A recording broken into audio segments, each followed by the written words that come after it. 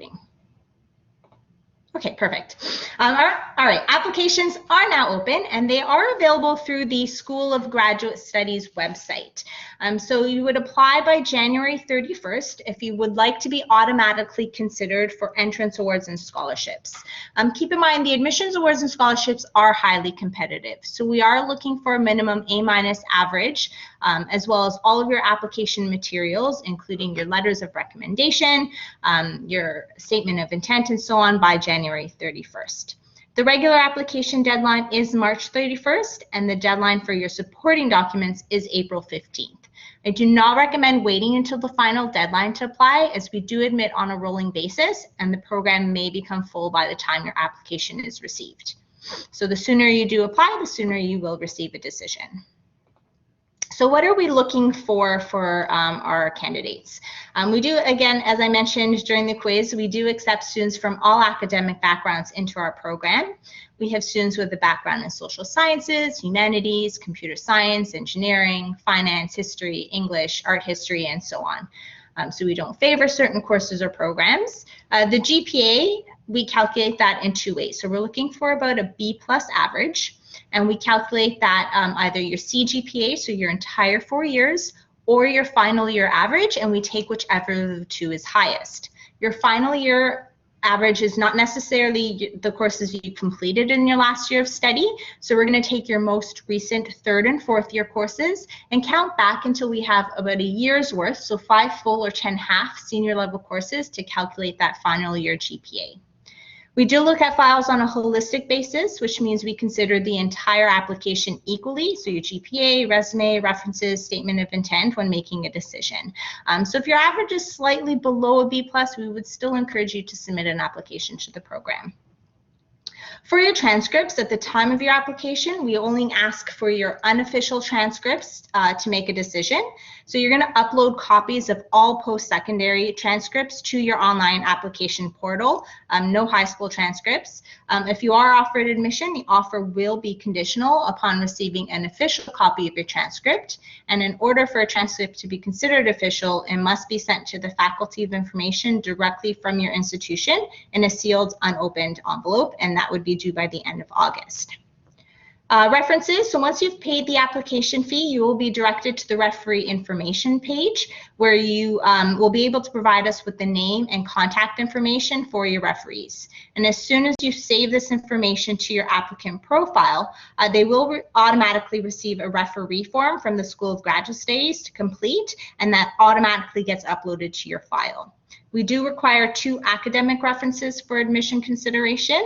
You can submit a 3rd optional reference if you wish, which could be academic or professional. If you last graduated more than 5 years ago, you may substitute professional letters of reference instead. However, if you are going to submit a professional reference, just let them know that they should focus on skills that are relevant within a graduate level program. So your critical thinking skills, problem solving, research, writing, communication skills, and so on. Then we're looking, yeah. The academic reference, because I do get questions about this one quite a bit. Sure. Hi everyone, sorry, this is Stephanie Rose, your Assistant Dean, and I wanted to just mention with the academic references, one of the questions we seem to get a lot is if someone's, say, a part-time instructor, or I've only had 1 course with them, but I really got to know them well, is that a better reference than someone that I've taken a bunch of courses with that may be a full professor? I think the best academic reference is someone who can speak to your interests, your knowledge, your skills. Whether or not you've had 1 class or many classes with them, just think of those instructors as people that can speak to those things because they know you personally. So now may be the time, if you haven't made those connections with your faculty, that you want to start doing that so that you have those personal pieces in those reference letters. So I'll just leave it there. Thanks, Andrea. Thank you. Yes, perfect. Then we are looking for a resume. So we only require, we do require an academic resume or CV. And in this, you'll want to include information like your educational background, any relevant personal and work experience, that's both paid and unpaid, any publications you've written, professional activities you're involved in, so committees or associations. You can include any awards or honors, grants, fellowships that you've you may have received. So unlike a work resume where you're typically limited to 2 pages, there is no limit here, so just include any relevant information that you want us to know about you, and that will help strengthen your application. And then for English proficiency, so for applicants where English is not your first language, an English proficiency test result will need to be submitted.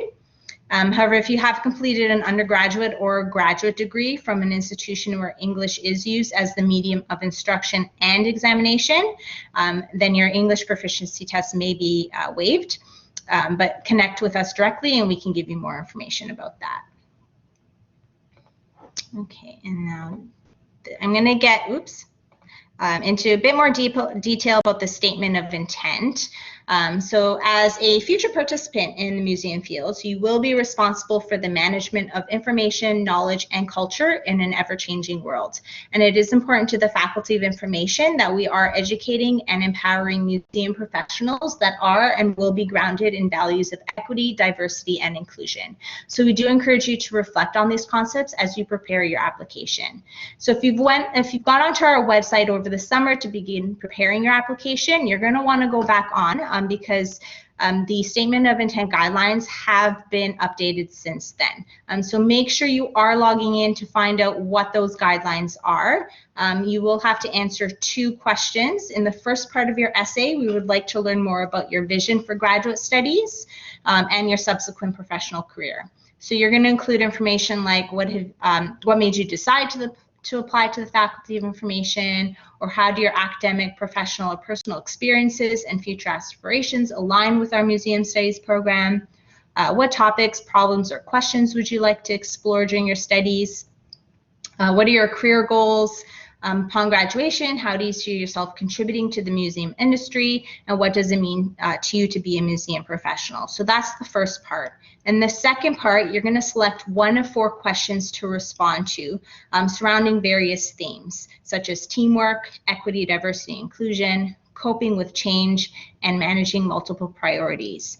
And here we hope to better understand your interpersonal skills and self-reflective capabilities. So you should feel free to provide examples from your personal, professional, or academic experiences.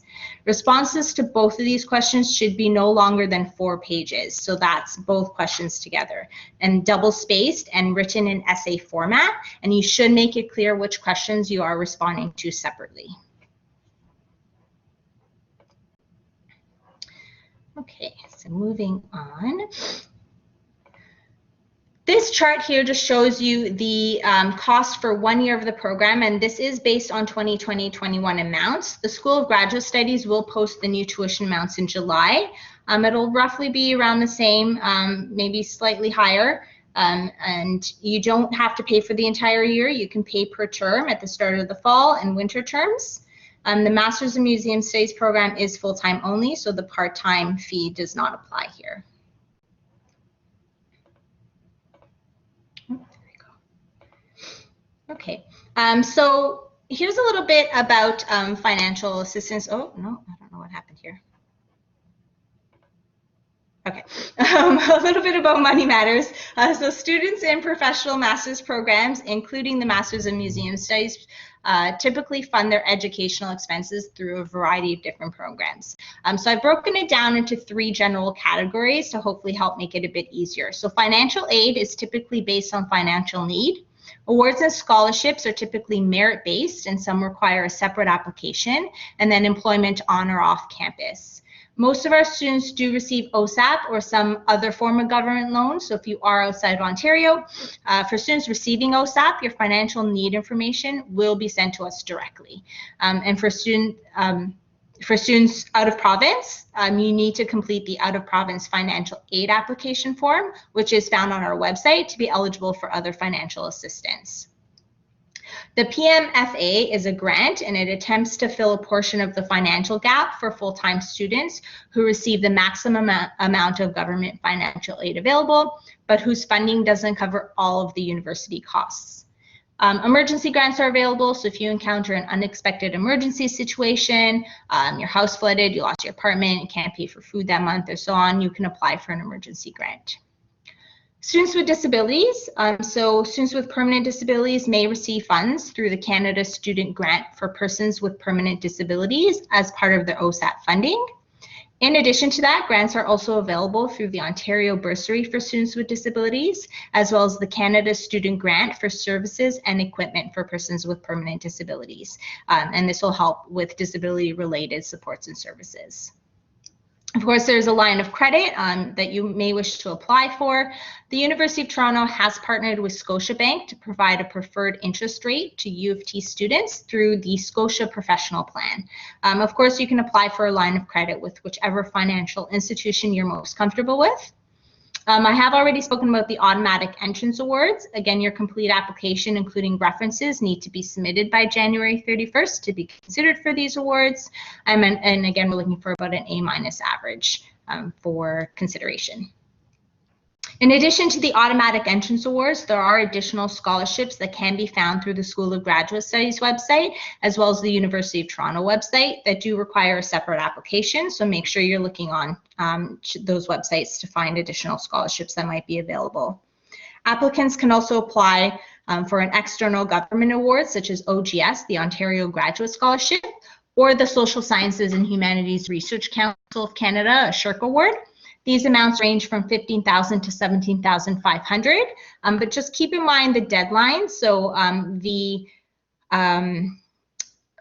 SSHRC award, is the deadline is December 1st. So you just want to look into seeing what those application requirements are. So log on to the Government of Ontario website to see how to apply for that SSHRC award.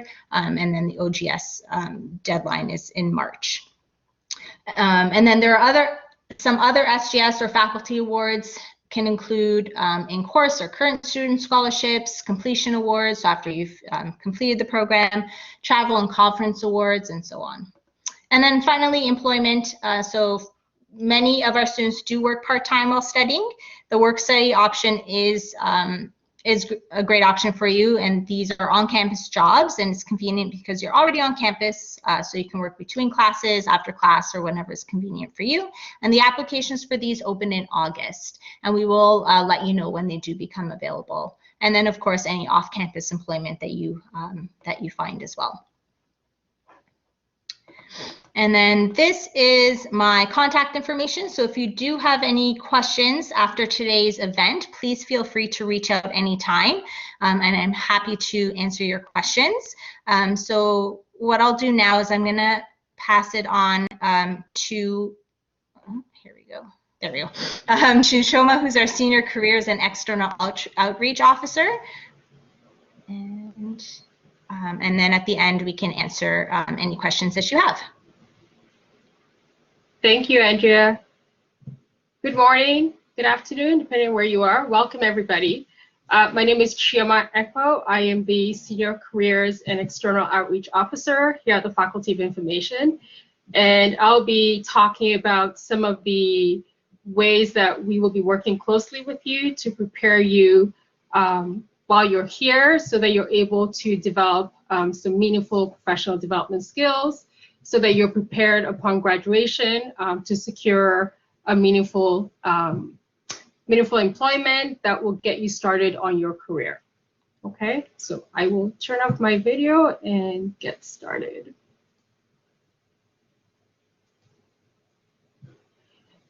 Now, in addition to ensuring that you are supported and successful academically, one of our major commitments is to also ensure that you have the right professional development skills, that you have the right experience, so that upon graduation, you will be able to secure a position that is closely aligned with your academic interests and your future career goals. And some of the ways that we do that is by providing one-on-one career advising to better understand what your values are, your interests, your skills, and what experience you have. We work with you to prepare your documents, your resume documents, your cover letter, to make sure that you are representing yourself in a very positive way, in a very persuasive way. We conduct mock interviews as well teaching you how to really articulate the value that you have to offer to a prospective employer, and just, you know, really feeling confident and comfortable about who you are, right? And what your interests are. And these happen through, you know, individual conversations or through workshops. We also have the support of our alumni association, where we do connect you with alumni in the field so that you can learn about their own career path and develop, you know, some insight on what to do. Also recognizing that it's not always a linear path, right, in terms of charting your career. And so you'll get to have those conversations with people who have been in the field for a while and those who have just entered into the field, so that you can understand what you need to start to chart your own path. We also have a strong partnership with our University of Toronto Central Career Center, and they deliver workshops for our students, workshops on, you know, resume writing, cover letter writing, how to conduct an interview, how to network. So similarly as the services that we offer at the careers office.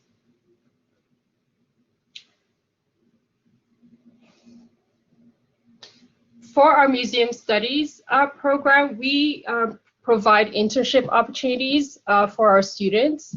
And these internships take place over the summer, typically. But during this COVID time, the faculty has worked very hard to be flexible around the timeline.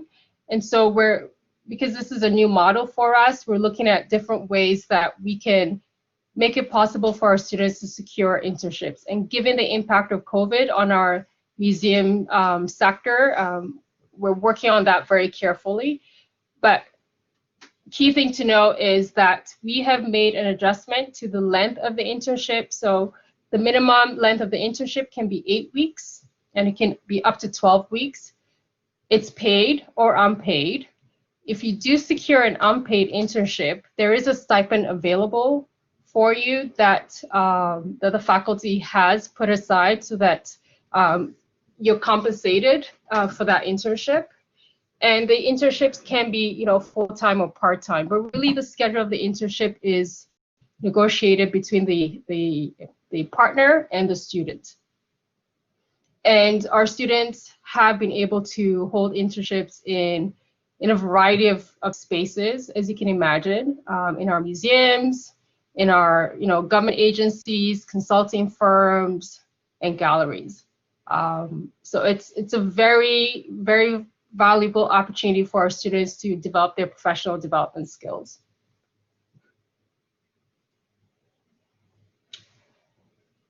This is an example of the ways that we provide professional development opportunities to our students. So on the left is a picture of our students partnering with Haley Sharp Design.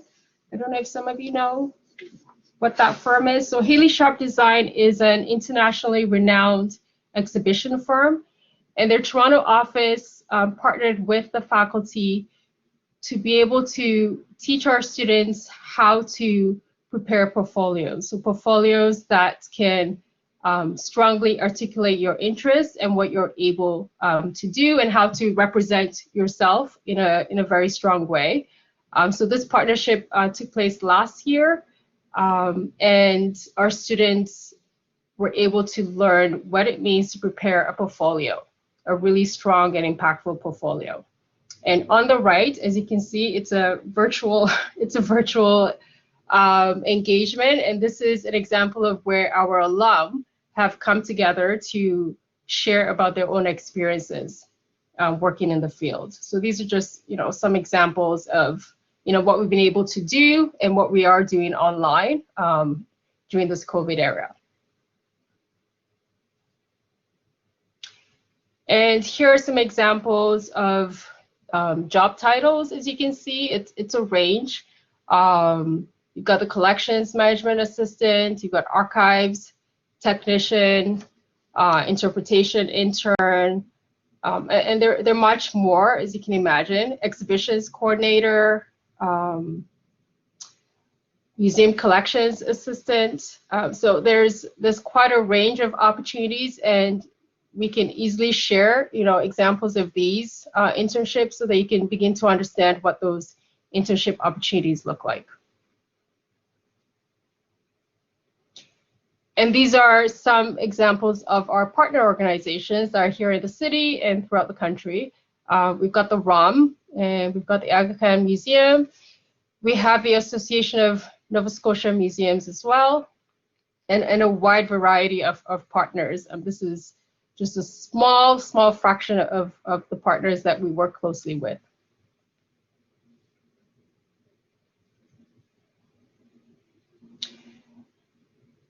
Okay, I'm gonna skip this slide because this is a more relevant slide for us here. So it's important to understand, where our alum work, so that as you begin to think about your career and your academic coursework, you can understand that, like I was saying earlier on, it's not a linear path. You can see from this slide that our alumni work, again, in a variety of sectors, right? And over 80% of our museum studies alum are able to secure meaningful employment within a year of graduation. So that's very encouraging. And what we like to stress is that we are partners. You and the faculty and staff are partners in making sure that you have the support you need to identify the career that you want to embark on. So we really require you to be proactive. We're here to work with you very closely. But again, it's both of us working together, right, to make sure that you're fully supported and that you're on the right track.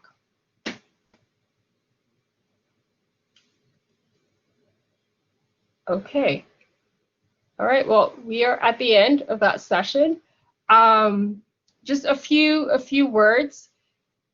What I'd like to share with our students is this: don't worry too much about what you don't have. It's easy to compare yourselves, with your classmates, and you think, oh, well, this person has had so much experience, in museums before coming in. Try not to do it, right? Just try to stay in your own lane and just focus on what you have to offer, right? What experience you have to bring to the table, and just stay focused on that, okay?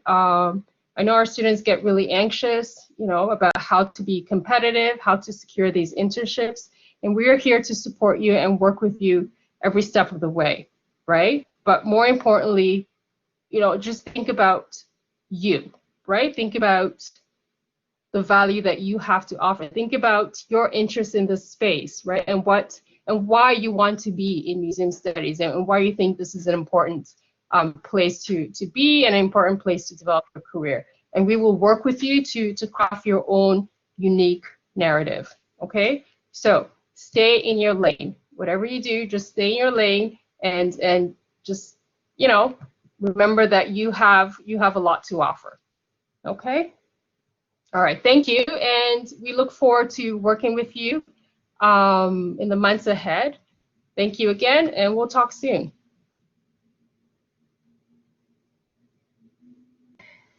Great. Thank you so very much, Shoma. That was a great presentation and some great advice that you've provided there. So what we can do is we can open up the floor to questions. If you do have any questions, you can feel free to write them in the chat box, and we are all here to answer your questions. And then while you are writing out your questions, just kind of go through the agenda for the rest of the day. Right after this session, we are going to jump into the Museum Studies Program Overview with Professor Chalice, who's going to go through some more details about the program and the courses and some other opportunities available within the program. And then you are able to go on a virtual tour with one of our student ambassadors, Nicole. And then after that, for those of you who are also interested in our Masters of Information program. That session is going to start at 12 o'clock, and then we have some more programming for that in this afternoon, and you can see that on the agenda. And then at 2:30, you have the opportunity to mix and mingle with some of our current students. That's museum studies students, MI students, CDP combined degree program students. So feel free to join that session and ask them any questions that you have about, student experience and anything that you want to know from the student perspective. And then if you're not going to join the tour at 12, there is another virtual tour taking place at 3 o'clock. The prize code. So hopefully you received the email letting you know that people who are attending today's event will be entered into a draw for prizes. The prizes do include a $50 gift card to the U of T bookstore. The prize code is NOV 2020. So the survey you're going to receive right after this event, there will be a question where you can enter that code. And if you enter that code, you will be entered into the draw for the gift card. All right, I'm going to be quiet now and you can ask me your questions.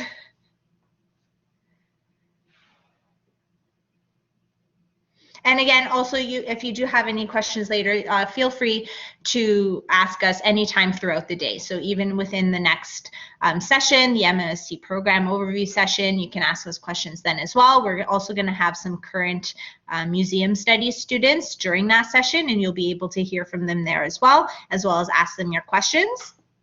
And then you will, anytime throughout the day, if you do have any questions or think of any questions, you can feel free to jump back into this chat room and just ask us your general questions at any time.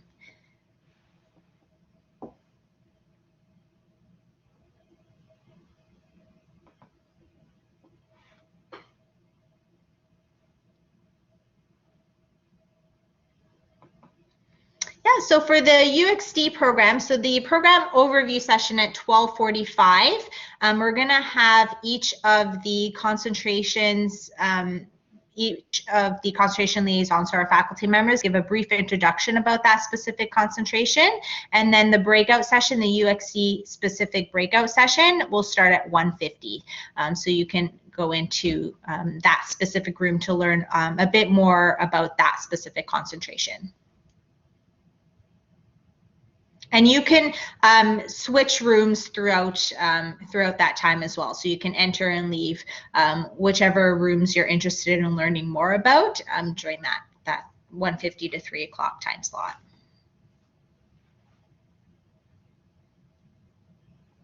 You're welcome.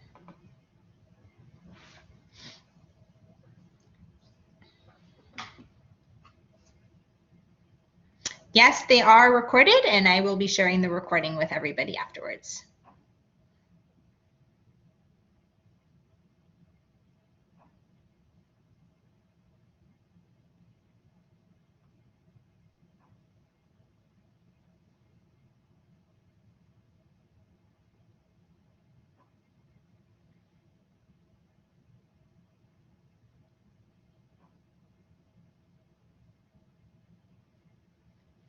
For the Museum Studies program, we admit about 40 students a year.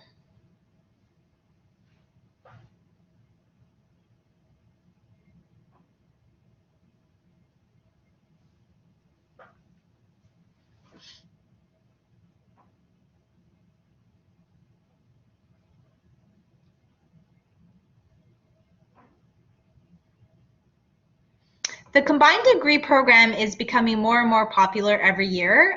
So I would say we probably have about 15 of those students doing the combined degree program in a given year.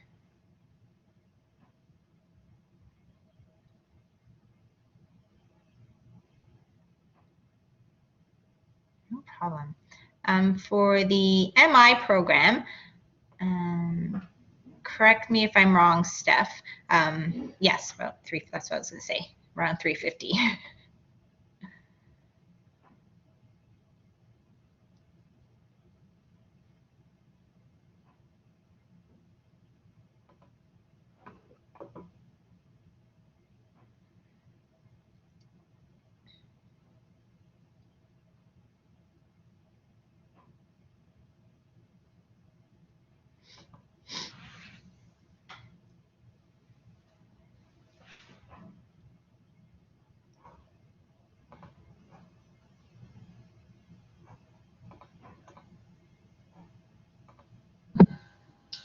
See a question here around, is it competitive, difficult to find internships within Toronto institutions?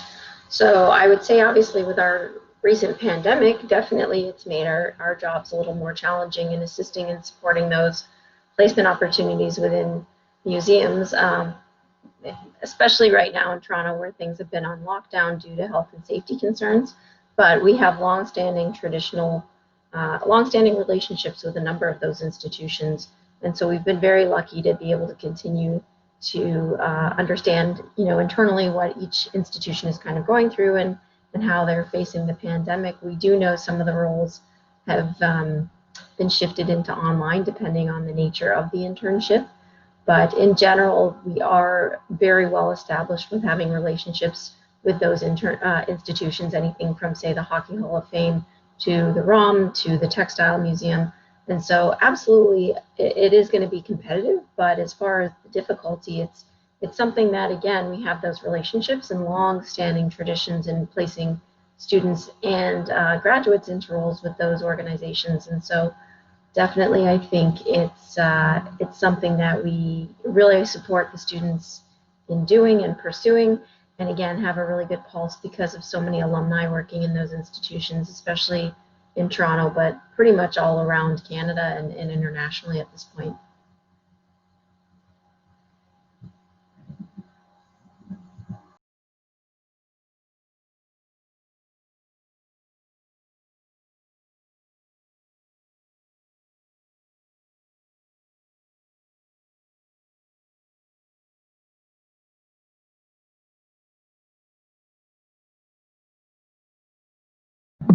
So, Ariel, in regards to how many applicants for the MI each year, that number does change pretty significantly annually. We do see an increase every year, of course, in applications. I don't know that's of course, but our program has continued to grow to absorb some of the increased interest, as well as with our varying concentrations. We have seen an additional large number of applications from year to year.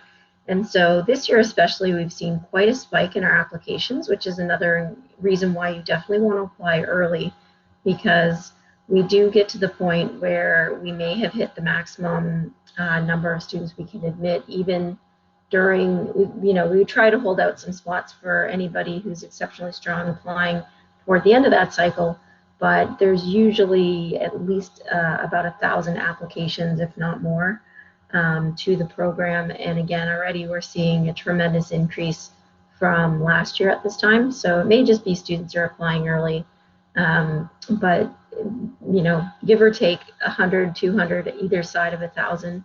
That's about kind of where we're seeing our numbers. So it varies though.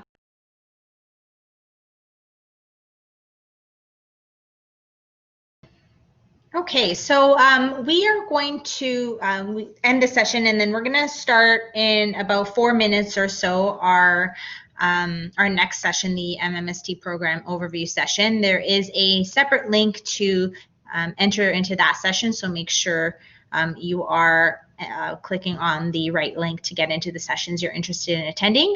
But thank you all very much for attending today's session. And again, if you do have any questions for us throughout the day, please do let us know.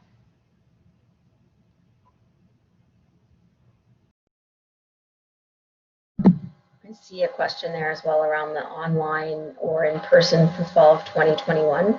Quite honestly, we actually don't know yet. So we've consistently tried to follow, of course, the guidelines of public health here in Toronto and in Ontario to ensure the safety and well-being of all of our students, staff, and faculty. And so as of right now, no decision has been made. Even for right now, actually, we just made the final decision for winter term just a couple weeks ago, knowing, of course, there were additional restrictions in Toronto. Obviously, with discussion around possibility for administration of a vaccine, we would probably expect that we would see some changes happening during the fall. So what we would do, though, is if we started the fall term online in 2021, if we had to do that, we would definitely keep it either such that you can continue online in the fall, or that if we were allowed to have people on campus, we would enable anyone who was interested to come to campus, or let's say had had a vaccine or doesn't have any underlying health conditions, but then we would assess, but then we wouldn't require everyone to suddenly show up in the middle of the term. So if you're studying from somewhere else in Canada or somewhere else in the world, it could definitely be a possibility that in fall of 2021, if we start online, we could actually have some of our students meet in person, assuming it's safe, but we would definitely not suddenly require people to show up on campus, telling you on a Friday, things are on campus on a Monday. We would continue to offer most likely both delivery methods. We would definitely have, say, the classroom experience being shared with students in an online format, such that if they haven't been vaccinated or still are not feeling safe, it would be a possibility that could be or students would be offered the opportunity to stay remote. So, great question.